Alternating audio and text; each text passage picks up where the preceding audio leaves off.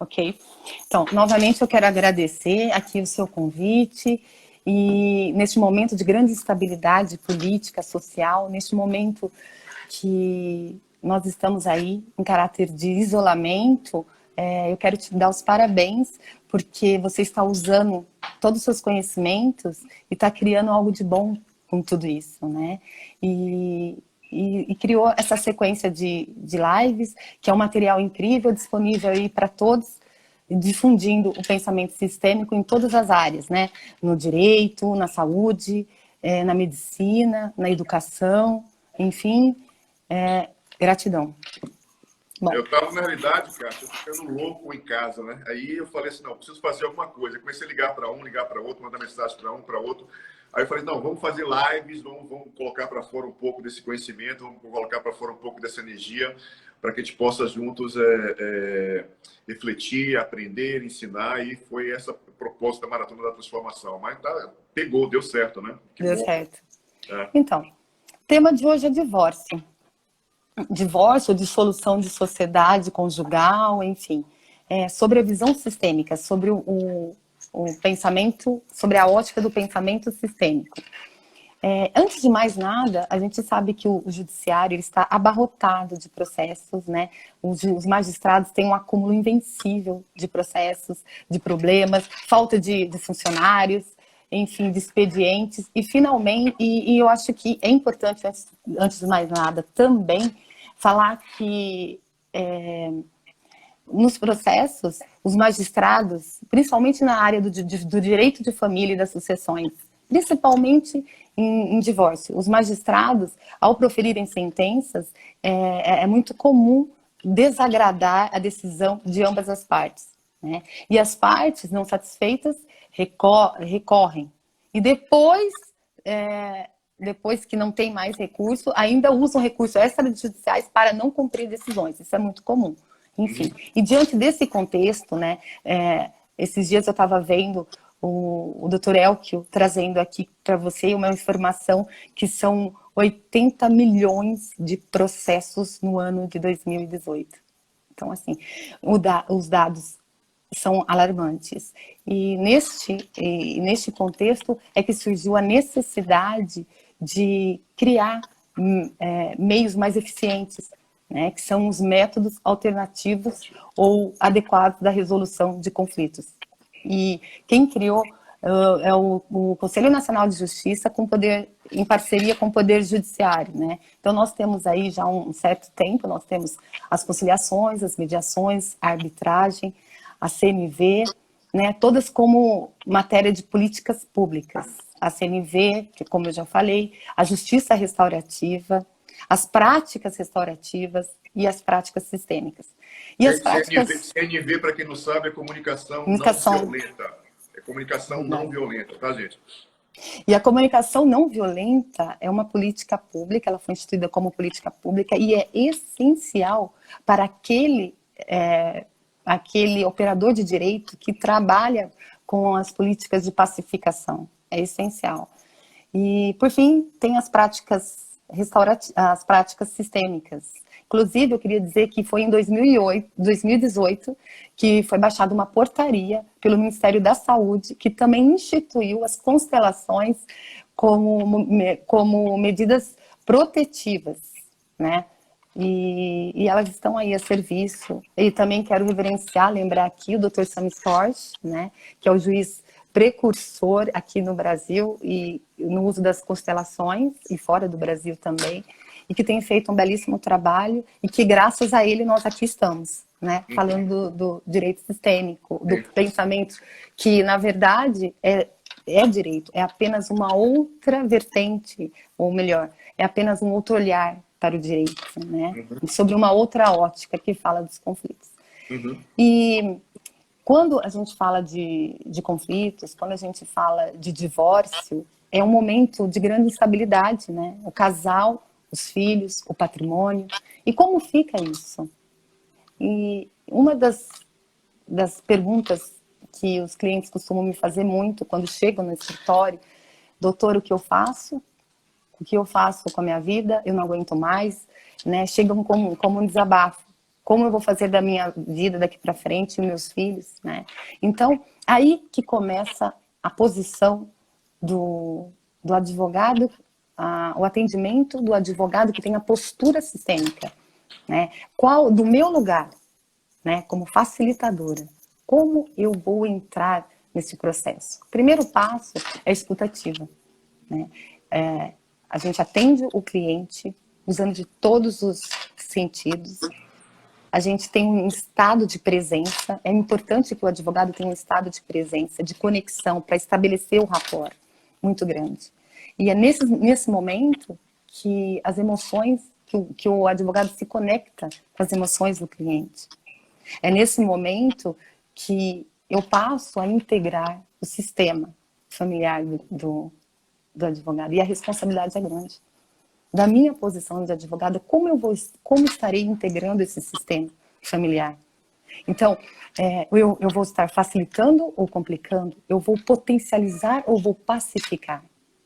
Então, o advogado que tem essa postura sistêmica, não que os outros não tenham, mas os advogados com essa postura sistêmica, eles têm formação, né, usam de técnicas, têm toda a preparação, são voltados para essa cultura de pacificação, de olhar o conflito para além do conflito, é ver o que tem por trás deste conflito, né, e entender a dinâmica da família.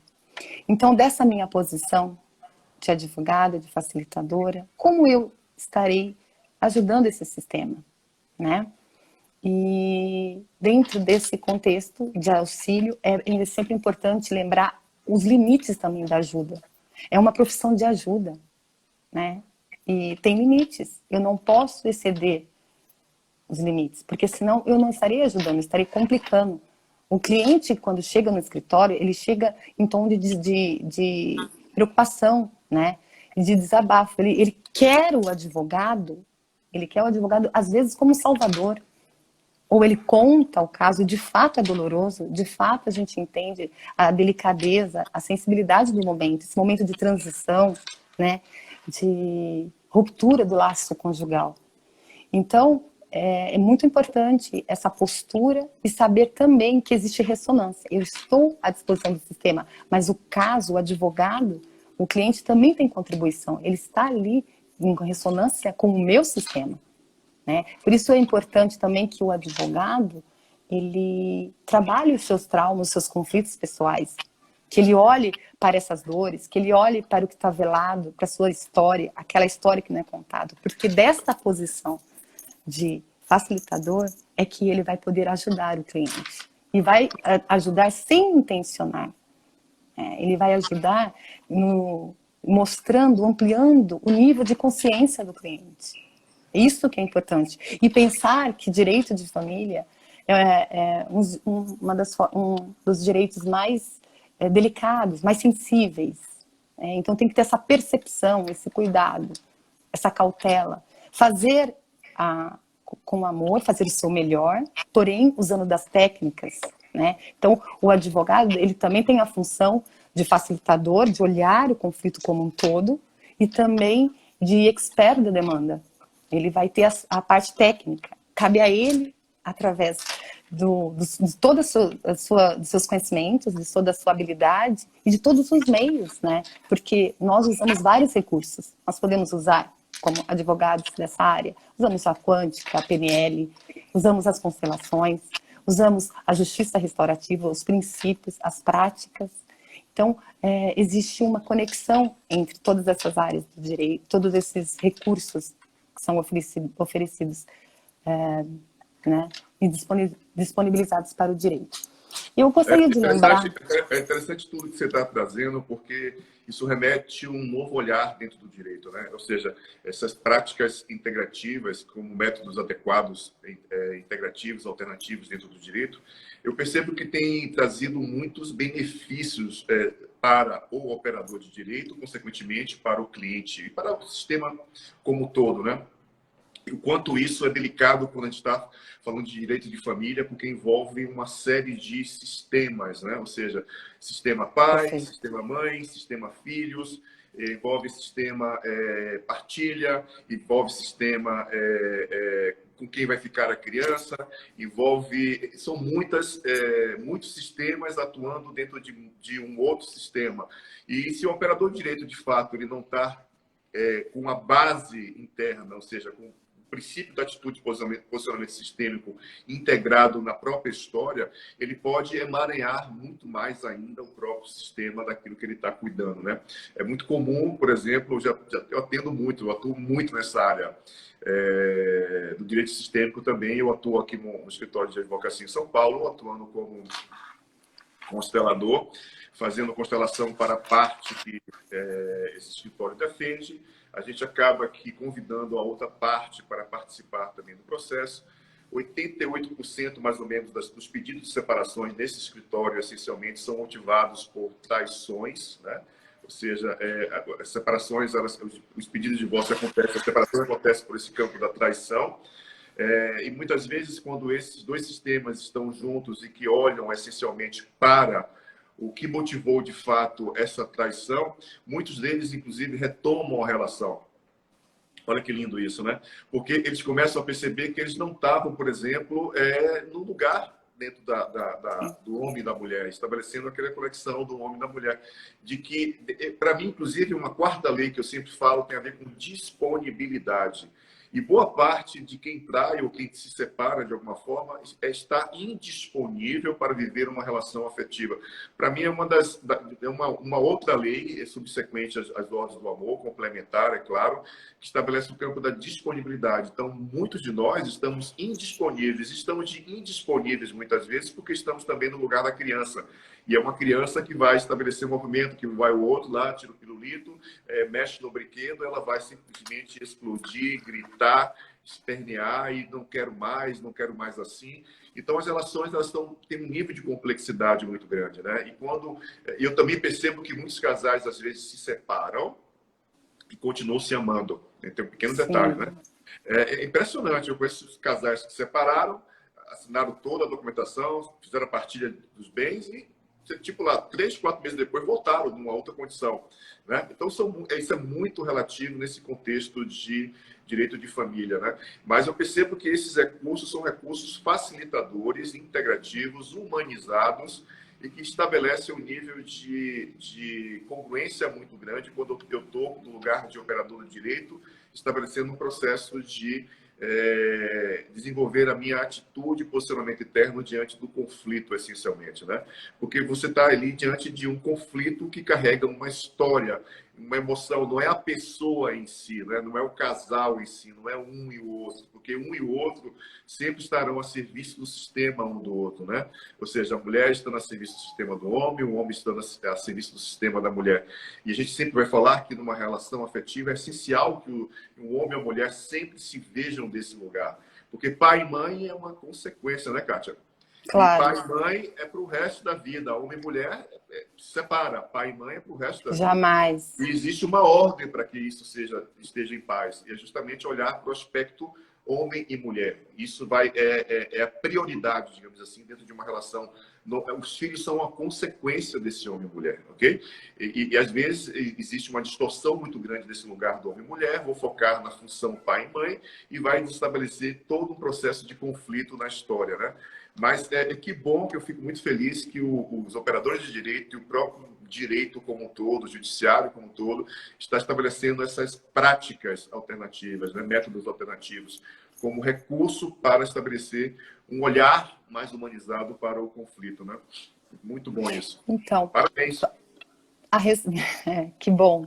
A respeito dos métodos alternativos ou adequados da solução de conflitos, o objetivo essencial deles é justamente empoderar as partes, chamar as partes para a sua autorresponsabilidade, conferir a autonomia das partes para que elas possam exercer a responsabilidade delas diante do conflito. O grande objetivo é tirar, não delegar, não terceirizar para o Estado, né, juiz, os seus conflitos. Porque existe muito risco, Luciano. Você imagina, as partes estão dando poder para o juiz decidirem sobre a própria vida, sobre a vida dos filhos, sobre o horário que vai pegar.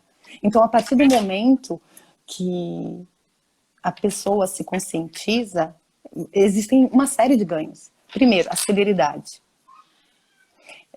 Tem a questão também do valor, né? É muito mais barato, paga-se menos, mexe menos valores do Estado, né, da máquina, porque custa, né, poder judiciário. E o outro ganho que eu entendo é isso, é a ampliação dessa consciência das partes, de forma que as próprias partes vão acessar cada vez menos o judiciário, vão ficar menos dependentes. Então, são muitos ganhos, é muito importante.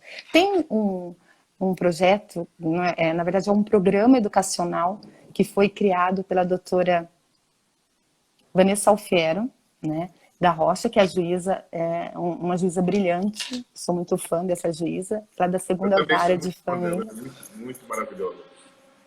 E foi justamente na experiência, há vários anos atrás, ela fez um curso nos Estados Unidos, né, e ela fez mediação de conflitos e também a oficina de paz. E ela introduziu, ela é a grande idealizadora da oficina, desse programa social, um programa educacional, perdão, um programa terapêutico destinado aos pais e mães, às famílias que se separam, que estão nesse momento de transição, né, em decorrência da ruptura do laço conjugal. E muitas vezes, ou melhor, na maioria dos casos, na grande maioria dos casos, os pais e as mães, eles estão presos às suas próprias dores. E eles não conseguem enxergar as dores dos próprios filhos. E as consequências são desastrosas. É justamente por isso que existem os traumas. E o Conselho Nacional de Justiça, ele criou para todo o país. Ela é a coordenadora, idealizadora, e ela escreveu uma cartilha da Oficina de Pais e Filhos, inclusive ela está disponível no formato em PDF, é só entrar no site, no Google, colocar Cartilha de Pais e Filhos. E ela também escreveu um gibi para os filhos, né, para as crianças, para saber como lidar. E não são todas as cidades que têm as oficinas de pais e filhos, mas tem um curso online, inclusive. E o trabalho é isso, é sensibilizar, é tocar esses pais, é fazê-los refletir sobre a função pai, a função mãe. Porque quando a gente fala que o divórcio, que são os pais, são os cônjuges que divorciam, os filhos jamais se divorciam. A função pai e a função mãe para com os filhos nunca divorcia. É um vínculo que nunca se desfaz. Ser pai e mãe é uma condição biológica, né? E a gente tem que respeitar isso. Inclusive, a respeito disso, Hellinger sempre fala,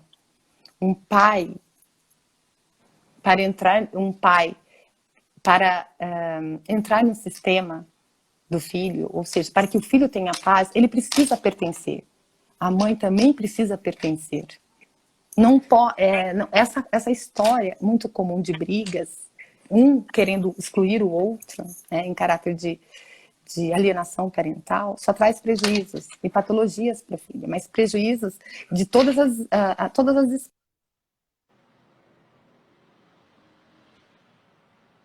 que esse cliente me procurou, né, de um outro estado da federação, e o filho veio para cá com a ex-mulher. Ele me ligou desesperado, muito ansioso, e isso me tocou de certa forma, e eu tentei olhar para isso, mas eu precisava do conteúdo do processo para entender o caso, porque a gente também, nós advogados, nós precisamos ver as duas versões, precisamos ver como funciona o caso, a real, né? E foi numa dessas que depois de umas 3 semanas eu consegui, na Bahia, que me mandasse o conteúdo do processo. E aí deu para entender a dinâmica oculta ali, né? Existia um ânimo extremo de litigiosidade ali no processo. E o advogado, o facilitador, ele não poupou as partes, né? A gente entende, a gente respeita as técnicas, respeita os colegas, cada um a seu tempo, tá tudo certo. Mas ele potencializou o conflito, ele trouxe narrativas, trouxe exemplos, e essa mulher, quando eu entrei em contato com ela, Ela falou, mais um advogado? Isso é o quinto, sexto advogado? E eu vi que, ao atender o cliente, a gente consegue ter noção do caso, né? Com essa escutativa. Você consegue entender a dinâmica que tem ali por trás. E realmente o pai parecia não estar na posição de pai. Ele estava numa posição do filho, uma posição da criança. E o filho está doente. O filho está com déficit de atenção. Foi diagnosticado que é déficit, na verdade, de pai. E aí um potencializa. Então, não são todos os casos que a gente consegue resolver pela pacificação, né? Ou por essas práticas. É importante relatar também que o próprio processo ele tem uma função. O processo, o Estado, né? O processo está à disposição das partes também. Ele tem uma função. Nem sempre é possível esse diálogo, mas quando possível, tem que usar, né? Está aí, tem que aproveitar. E é o que nós estamos fazendo, divulgando, difundindo. Inclusive, essa cartilha, voltando à questão da oficina de pais e filhos, ela não é só para o judiciário, não é só para o judiciário, é para todos aqueles protagonistas da cultura de paz. Então, as OABs podem utilizar, enfim, as escolas. Qualquer pessoa pode ter acesso à cartilha, só entrar Sim, no site. as cartilhas e essa política, porque é uma política justamente de ajuda. Né? E não, às vezes a pessoa está aqui ouvindo essa live e fala, o que eu faço? Separo ou não separo? Pode entrar e ver esse conteúdo. Está muito bem abrangido, muito bem redigido, retratam muitas questões, podem fazer esse curso também. E podem procurar um profissional para tirar as dúvidas, né? Aí a importância na escolha desse profissional que vai estar... Porque o advogado é o último a entrar, a compor o sistema, né? A entrar no sistema da família. Né? E os advogados com essa postura sistêmica, eles têm a preocupação da saúde como um todo, da saúde da família como um todo. Eu, por exemplo, como na condição de advogada, nós somos regidos por um princípio da parcialidade, diferente de um mediador, diferente de um juiz. Mas, nesse momento, o advogado que tem essa consciência, o procurador que tem essa consciência sistêmica, ele vai olhar a família como um todo e vai entender a posição do advogado com a posição do meu cliente e com a posição da outra parte. E peticionar, tomar esses cuidados para não inflar, né? Não potencializar, polarizar ainda mais o conflito. Isso é muito importante. É muito, muito bom que você está trazendo, porque essas informações elas estabelecem um nível da gente olhar para o processo de divórcio de um outro lugar, de fato. Sim. Né? A gente está falando de rupturas, a gente está falando de laços emocionais que são rompidos, né? A gente está falando de afeto, de entrega que são rompidos, a gente está falando de traição, a gente está falando de vários aspectos que geram um divórcio, né? Uma terceira pessoa na relação, a dificuldade de disponibilidade a nível de homem e de mulher, a nível de sexualidade, são vários aspectos que podem envolver um campo de divórcio. Mas eu sempre vou falar que a triangulação essencial, que é função pai, função mãe, consequentemente filho, isso aqui é indissolúvel, ou seja, isso aqui não tem como a gente pegar uma tesoura e picotar, e cortar. É impossível isso, né? É uma consequência.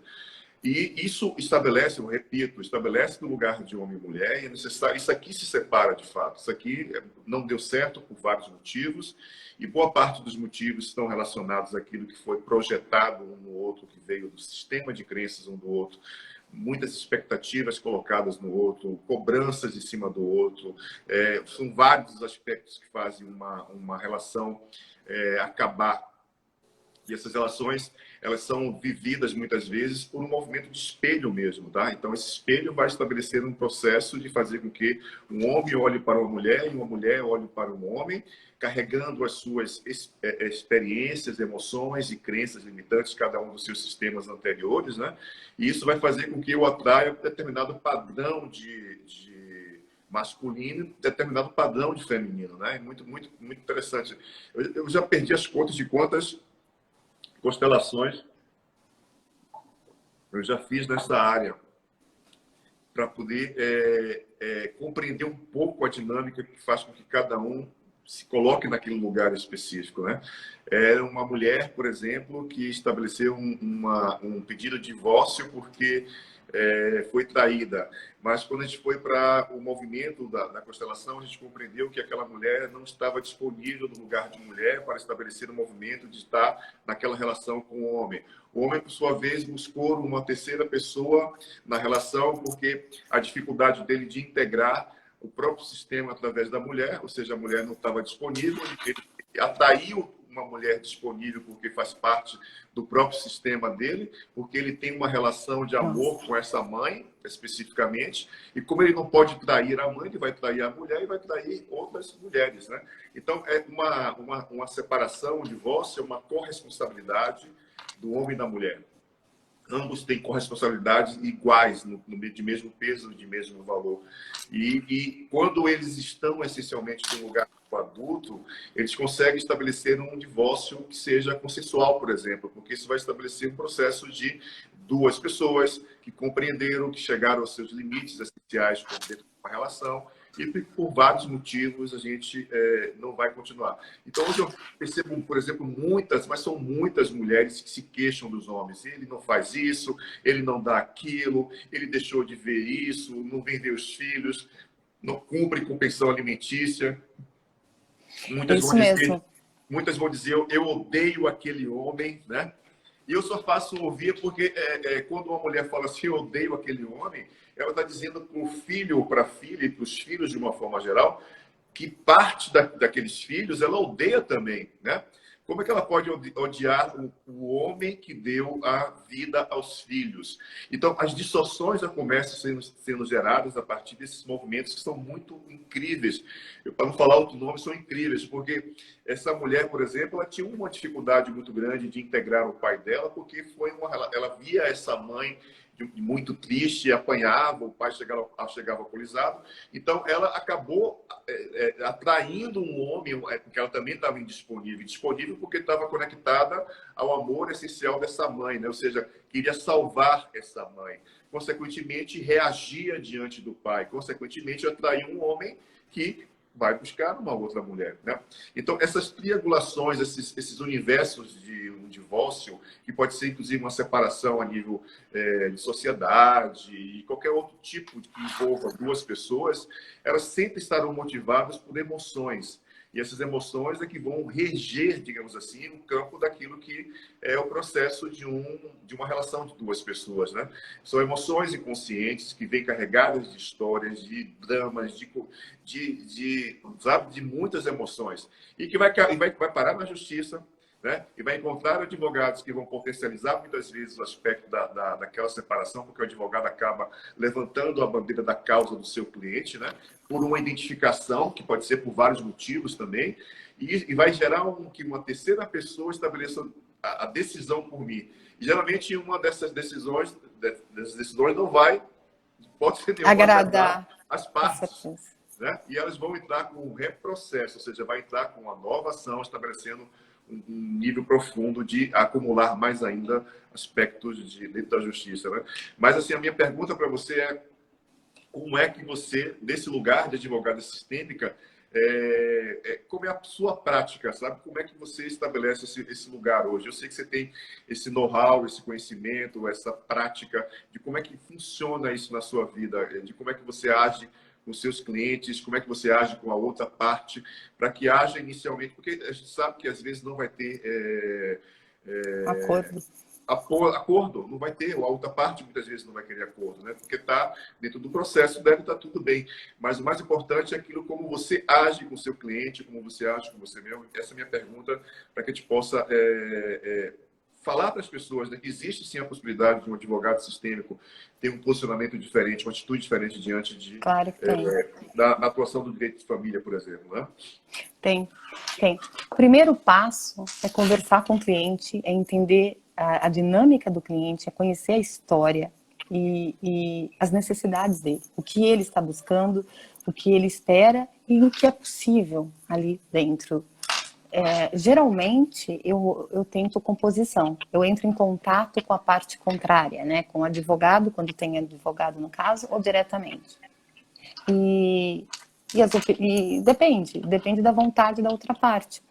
Porque a partir do momento que eu aprendo que ser sistêmico é dar lugar a tudo e a todos, eu, na minha posição, posso muito bem entender que o outro não está pronto para um acordo. E eu digo sim, está tudo certo dessa forma como veio. Então, é preciso respeitar o outro, o cliente ou o advogado que não queira essa composição. Justamente porque o processo está a serviço, né, da família, está a serviço do sistema. Então, não dá, às vezes, para intencionar. Então, a gente faz... eu tenho um caso também interessante de uma cliente já de longa data, e o ano passado, essa cliente me procurou, né?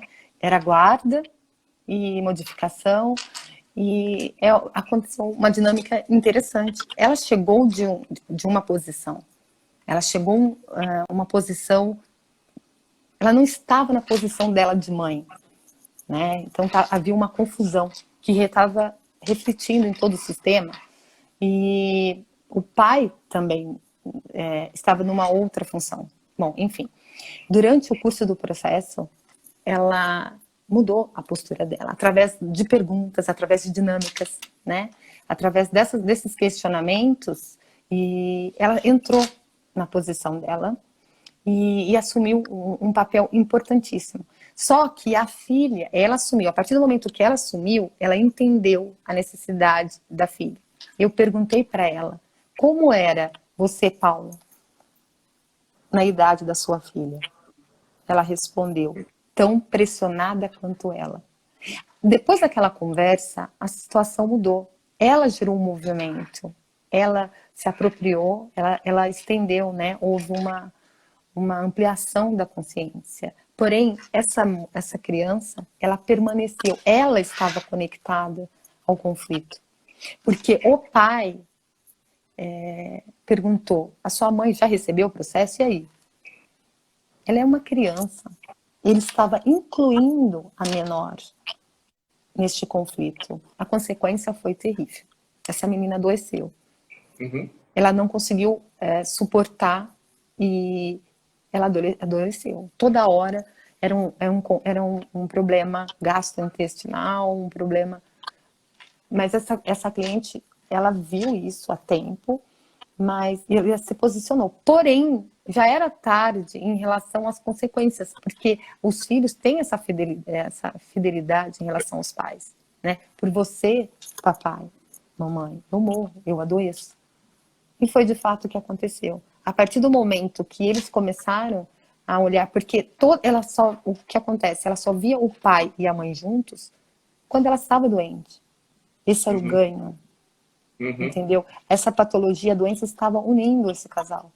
Então, ela desenvolveu. Mas a partir do momento que ela deixou de estar desse jeito, houve uma harmonia. E essa cliente, ela adquiriu durante essas audiências uma postura que foi maravilhosa. Ela cresceu, ela foi para a posição de mãe. Ela gerou um movimento para o pai. E a filha conseguiu entrar no lugar. E o filho também, o outro filho do casal que estava um pouco afastado. Então, assim, esse é um exemplo de conversas, de como você está realmente a serviço e ajudando, né, as partes. A respeito... É impressionante como o amor é algo que é o combustível para que essas relações estabeleçam o princípio da paz, né? O quanto isso é lindo dentro de uma triangulação essencial, pai, mãe, filho. E quando essa consciência, pelo menos quando uma das partes toma essa consciência, porque os filhos, eles naturalmente vão estar carregando, vão estar no meio, vão estar gritando pelos pais, adoecendo pelos pais, vão estar fazendo muitas coisas pelos pais, porque eles têm uma intenção interna que tem a ver com ingenuidade, que é integrar, unir esses pais, porque eles sabem que se esses pais estiverem juntos, né, como homem e mulher, a vida deles vai fluir naturalmente. Mas é a ingenuidade da criança, porque muitas vezes isso não vai acontecer, né? Porque o papai vai casar com outra pessoa, a mamãe vai casar com outra pessoa, ou porque o papai morreu, porque a mamãe morreu, ou porque um foi embora, não importa. Isso deve ser construído com um princípio interno, ou seja, essa criança, criança ou esse adulto criança, ele precisa estabelecer essa integração interna, não aquilo que não é possível como função pai, função mãe, né? Então é muito forte esse aspecto que a gente carrega da nossa criança e a própria criança no processo de um divórcio, de uma separação, o quanto elas estabelecem o processo de ficar de um lado ou do outro lado, né? Exatamente. E é muito complicado dentro do direito de família esse aspecto, por exemplo, da alienação parental. Eu acho que é um dos aspectos mais complexos que existem no direito de família é a alienação parental, porque ela estabelece o movimento de usar a criança contra um dos parceiros, né? E é impressionante porque são muitas as possibilidades que a gente enxerga nesse movimento, e o que a gente vê é pura alienação parental mesmo, e utilizada, inclusive, pelos operadores de direito, pelo próprio judiciário, de forma errada, inclusive. Tem muita gente distorcendo o que é uma alienação parental, por exemplo, né? E isso estabelece mais complexidade, mais dificuldade de estabelecer a paz diante de um processo como esse. Se o operador de direito ele tem esse recurso, que é o pensamento sistêmico e vários outros métodos alternativos para lidar com o conflito, ele tem uma tendência a ter uma qualidade de vida melhor, ou seja, mais saúde, consequentemente, vai estabelecer um nível mais harmônico para a ação, né, para o processo de divórcio, e vai estabelecer também um campo de ter mais vai gastar menos energia, menos tempo, muitas vezes, né? Quando isso é feito de forma consensual. Porque são muitos os exemplos que eu tenho, sabe? É muita coisa que você também deve ter muitos exemplos e está começando. Imagina você lá atrás, quando você não tinha esse conhecimento, né? Como você agia. E hoje, o quanto de ganho você está tendo como operadora do direito, estabelecendo esse lugar que é essencial, né? Então, eu fico muito feliz pelo sistema como um todo. Esse é o nosso querido Sam Storch, né? Ou seja, pelo movimento daquilo que ele criou, pela coragem dele de produzir esse princípio que precisa ter muita coragem mesmo, porque é uma área fechada para determinadas experiências, né? Mas que, de alguma forma, isso está tomando um boom dentro do judiciário no Brasil e que está trazendo para as pessoas muitos recursos para que elas possam ter níveis mais profundos de consideração, respeito, amor, e olhar que a ponta do sistema, os filhos, eles vão refletir sempre essa característica forte do filho, né? Essa lealdade segue, esse amor infantil que muitos de nós vamos desenvolver pela ruptura que existe, que é carregada internamente dentro de cada um de nós. Assim. Então, fico muito feliz pela forma como você, advogada sistêmica, utilizando da prática das ondas, da justiça restaurativa para estabelecer um olhar humanizado, um olhar amoroso para o seu cliente. Muito bom mesmo. Parabéns. Obrigada. Inclusive, nós usamos também, eu já tive algumas experiências, várias experiências de fazer círculos, né? Círculos de construção de paz, círculos conflitivos, conversar, entender, colocar as partes para dialogarem, para conversar, para ver os sentimentos, porque é uma oportunidade de entender a motivação do divórcio, do litígio. Às vezes, você tem uma mãe que está há anos ali, cuidou a vida inteira, e o pai só deu o dinheiro. Não que ele só deu, eu quero dizer, ela se sente da forma que ela teve toda a responsabilidade, o ônus moral, o ônus de educação, e ele foi o provedor. Então, às vezes, eu já tive caso desse, da cliente necessitar de um obrigado, um reconhecimento. E isso é tudo, né? Essa necessidade. Então, tem esses círculos que é feito com uma facilitadora, né? Na presença dos advogados e das partes, e conversa. Então, é uma integração entre a justiça restaurativa e o direito sistêmico, por exemplo, além das outras e todas as outras práticas. Mas eu queria falar para você agora, entrar numa questão que os clientes, quando chegam, eles chegam querendo, com uma necessidade de mostrar que eles não tiveram culpa. Eles não olham, eles entendem que a culpa é sempre do outro. Inclusive nessas oficinas mesmo de pais e filhos, eles não querem, mas eu não preciso ir. Ela que precisa, ou ele que precisa, né? Então, tem essa questão, enquanto na verdade a gente sabe que o insucesso de uma relação está relacionado aos dois. Então, eu gostaria de falar de alguns motivos aqui. O cliente chega no escritório dizendo que é incompatibilidade de gênio, ela é diferente demais de mim, ele é diferente, egoísmo, a questão da falta de sexo, a questão da educação dos filhos, não necessariamente nessa ordem, né? A questão dos filhos, da educação dos filhos, imaturidade, interferência de pessoas, sogra ou amigos. Que mais que tem?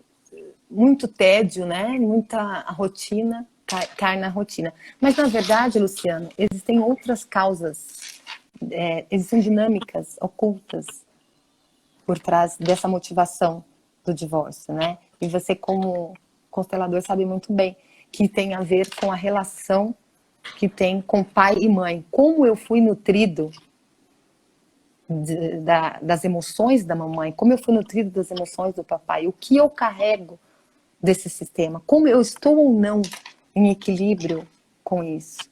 Porque para entrar num relacionamento, para ficar, principalmente com a função mãe, né? E isso é muito importante, isso é muito relevante, né? Tem uma porque pergunta da Fabiana, uma afirmação dela. O advogado sistêmico acaba sendo um terapeuta? Ela afirmou, na realidade, isso, né? Que o advogado acaba sendo um terapeuta. Fala para o pessoal. Então, na verdade verdadeira, não é terapia, né? Na verdade, a Constituição Federal, ela diz que é uma forma humanizada, de humanização. Então, não é terapêutica, são ajudas. Não deixa de ser, às vezes você acaba utilizando técnicas, mas são formas de ajuda. Como e na condição de uma profissão de ajuda, você tem que usar de todos os meios possíveis. Né? Então, não deixa de ser mais... Porque o olhar para o direito de família, ele é diferenciado, ele é mais humanizado. Ele requer uma sensibilidade maior. Nós não podemos tratar dessa forma, por exemplo, uma questão patrimonial. Né? Então, não deixa de ser, mas isso tem previsão na própria Constituição. Né? É importante deixar claro que direito sistêmico, assim como a prática da advocacia sistêmica, não é terapia. Não é terapia. Ok? Não é é terapia. Não. É só uma questão de posicionamento e atitude sistêmico diante do conflito, diante daquela pessoa que você está recebendo ali, que é uma forma mais humanizada de lidar. Exatamente. De vários recursos, de várias técnicas, de várias abordagens, lidar melhor com o processo, lidar melhor com o conflito. Mas aquilo não é terapia. Se a pessoa precisa de terapia, o advogado vai indicar para um terapeuta, para um psicoterapeuta trabalhar. Mas é importante deixar claro isso, tá? A posição, como eu disse inicialmente, ele é facilitador e ele dá as possíveis soluções. Os métodos que a gente utiliza é mais humanizado, mas está bem diferente. Inclusive, existe um impedimento legal no Código de Ética e Disciplina da OAB para tratar essas questões como terapêuticas. Elas não são tratadas como terapêutica, é a postura, é o jeito, a forma de agir que é humanizada. Mas não é uma terapia. Está precisando de remédio, vai para o médico. Está precisando de tratamento psicológico, vai para o psicólogo, tá, gente? Advogado não vai fazer terapia, não. Direito sistêmico não é terapia, pelo amor de Deus. Não olha por esse lugar, tá? Não. Importante isso, para que deixe claro para as pessoas, porque muita gente, como é uma área que está sendo construída agora o conhecimento, né? Existem várias bandeiras que são levantadas dentro do direito sistêmico e a gente precisa só deixar claro alguns pontos importantes dentro dessa perspectiva para que as pessoas não confundam gato com lebre. Então, é importante que elas possam ter um nível de informação básica, claro, para que a gente possa estar claro diante desse processo. Porque se algum advogado quiser fazer terapia com você, tem alguma coisa errada. Okay? Com certeza. Tem alguma coisa errada. Então, fica atento para isso, tá? É verdade. Então, eu gostaria que você falasse um pouquinho, Luciano, dessas questões da posição, ou que as pessoas entram num relacionamento, né? Eu lembro que a gente estava falando da questão do sexo. Eu lembro que você comentou uma vez de Freud, que quando um casal está só, na verdade, o casal não está só. Ele traz consigo, eles falam da suruba sistêmica. Então eu acho interessante, eu gostaria que você falasse um pouquinho, porque isso é importante, né? Também na parte da dissolução. É um princípio sistêmico que fala que quando um casal está entre quatro paredes, por exemplo, ele nunca está só, ele está carregado no mínimo de 6 pessoas, né? É a pessoa, a mulher, o homem, o pai, a mãe, o pai, a mãe. E essa suruba sistêmica, ela estabelece muitos conflitos dentro das 4 paredes, né?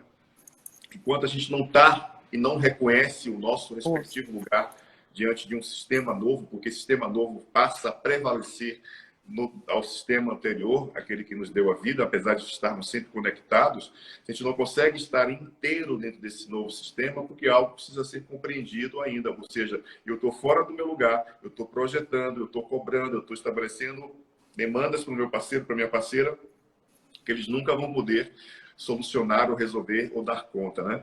Então, por exemplo, as relações mais assertivas e aquelas que são mais saudáveis é quando a filhinha é filhinha da mamãe ou quando o filhinho é filhinho do papai. Quando é o inverso, a probabilidade de estabelecer conflito é muito grande, ok? Então, quando a gente não consegue estar, de fato, liberado, se vendo liberado dentro de uma relação homem-mulher, vamos estar sempre projetando do lugar da criança uma necessidade que o outro não pode, de alguma forma, estabelecer como um vínculo. E é a partir desses conflitos, ou seja, a continuidade desses conflitos, que muitas vezes a gente vai empurrando com a barriga uma relação, e quando a gente se dá por conta que aquela relação acabou, a sexualidade acabou, o tesão acabou, muita coisa acabou e vai parar na justiça, né? Vai parar de alguma forma na justiça, porque eu vou estar exigindo do outro, culpabilizando o outro, apontando o dedo para o outro daquilo que eu não consigo estabelecer dentro do meu próprio sistema. Às vezes eu não consegui me posicionar diante do meu sistema, aí eu vou me posicionar ou não me posicionar diante do meu parceiro ou da minha parceira. Às vezes eu vi uma mãe que não se posicionou ou um pai que não se posicionou dentro do sistema familiar, e isso vai gerar uma série de conflitos e dinâmicas que pode desenvolver um processo de separação. Às vezes uma mãe passou a vida inteira submissa numa relação, nunca teve coragem de se posicionar e de pedir a separação. Vai um filho ou uma filha, casa 1, 2, 3, 4, 5 vezes e se separa porque essa mãe ou esse pai não teve coragem de se separar. Ou simplesmente esse casal vai ter também filhos que vão dizer assim como a mamãe ou o papai não se separou, eu vou manter uma relação pela vida inteira, igual aos meus pais. Então, tudo isso precisa ser, de alguma forma, precisa ser revisto, né? Ou seja, até que ponto isso te faz bem, até que ponto essa relação é saudável. Mas se ela não é saudável, não culpabiliza o outro. Aprende uma coisa, porque existem formas saudáveis de se separar. E uma forma saudável de se separar é reconhecer o outro, é olhar para o outro e dizer para o outro, olha, o quanto você foi importante para a minha vida, o quanto nós construímos algo que foi importante. Os nossos filhos são os nossos maiores tesouros, né? Gratidão porque você estava a serviço do meu sistema, fazendo com que eu possa me tornar mulher, me tornar homem. Eu vejo essa força em você e vou amar os nossos filhos através de você, sabe? Então, assim, são movimentos que podem também ser feitos dentro do processo de uma boa separação. E uma boa separação é feita do lugar do adulto, né, Kátia? Exatamente. É importante isso. Exatamente. Porque o adulto, ele dialoga, a criança não. Exatamente. A necessidade de conversa, de diálogo, de olhar, de estar na posição de adulto, um e o outro. E tem uma pergunta aqui, que alguém perguntou como é possível reconhecer a filhinha do papai? Ou a filhinha do... Agora eu não estou conseguindo. A filhinha do papai, ela tem um nível profundo de amor incondicional para esse pai, né? Ela não consegue olhar... Filhinha da mamãe. Como saber se estamos sendo a filhinha da mamãe? A filhinha da mamãe, ela tem um nível profundo de conexão com as emoções da mãe. Ela reconhece esse princípio daquilo que é o lugar dela de ser pequena diante da mãe, mesmo que essa mãe não tenha tido sucesso na relação com o homem pai dessa menina, né? E isso conecta ela de uma forma profunda a esse lugar de ser a filhinha da mamãe, né? Ou seja, ela seguiu as emoções da mamãe e vai estabelecer um vínculo profundo com isso, né? Que ela pode usar de uma forma saudável ou não saudável também, ok? E diga-se de passagem, mas as relações mais saudáveis são essas, ou seja, a filhinha da Da mamãe mamãe. e o filhinho do papai. Kátia, a gente precisa se despedir, que a nossa live já está finalizando. Eu ia dar umas dicas aqui de um livro, eu precisava passar para as pessoas como melhorar. Então, Rápido, que a gente já então está voltei. finalizando a live, já está finalizando nosso tempo, passou rápido, tá vendo? Passou bastante rápido. Bom, eu quero agradecer, Luciano, novamente a você, né, Uhum. que fez disso, né, da dificuldade, você encontrou uma oportunidade. É uma honra estar aqui falando com você, que é referência nacional em constelações. Eu admiro o seu trabalho, sua pessoa, e quero agradecer também a Hellinger, quero agradecer a Sami, quero agradecer ao direito tradicional, quero agradecer o sistêmico, sem o qual não estaríamos aqui conversando. Quero lembrar também a todas as pessoas a importância de quem está querendo divorciar, dos métodos de adequada solução de conflito. E durante a separação, que as pessoas tenham a consciência de resolverem seus próprios problemas, né? E não incluir o filho nessa relação. Lembrar que quem divorcia sempre são as partes, são os pais e nunca as crianças. E é isso. Ok, Kátia, gratidão pela sua presença, sua disponibilidade de tempo aqui com a gente para um tema tão importante. É um tema que demanda mais tempo para que a gente possa aprofundar, é um tema que tem muito conteúdo, porque vem de muitas histórias e muitas dinâmicas. Lidar com o conflito é algo, de fato, que precisa de preparo, precisa de posicionamento e atitude para lidar de uma forma mais adulta, de uma forma mais treinada dentro dessa área, né? A gente vê muitas pessoas estabelecendo um movimento de fazer qualquer coisa em detrimento de estabelecer um movimento de olhar para essa parte de uma forma mesmo humanizada, integrativa, sistêmica, e o quanto isso de alguma forma está contaminando o judiciário, graças a Helling, ao nosso querido Helling, graças ao Sami, que estabeleceu esse processo de introduzir dentro da área do direito, né? E a todos os advogados, juízes, promotores, embargadores, a todos os operadores de lei de uma forma geral, ciências sociais, psicólogos que trabalham no judiciário de uma forma geral, né? A nossa gratidão, com muito amor e carinho para cada um de vocês. E eu quero agradecer a cada um de vocês que participou junto com a gente hoje, as pessoas novas que estavam aqui com a gente hoje, a Kátia novamente. Agradecer a todos os profissionais que estão fazendo com que essa quarentena esteja mais leve, a todos os profissionais que estão, de alguma forma, cuidando na área de saúde, de comunicação, de limpeza, de transporte, segurança pública, aos nossos políticos, a todos aqueles que vieram e que estão, de alguma forma, facilitando através de várias lives. Nunca vi tanta gente fazer live, isso é muito bom, né? E lembrando que amanhã, às 19 horas, a gente vai ter o nosso querido Alex Possato com o tema Desafios e Alegria de Ser Constelador, né? Eu sou apaixonado, sou fã desse cara, Alex Possato, aqui em São Paulo.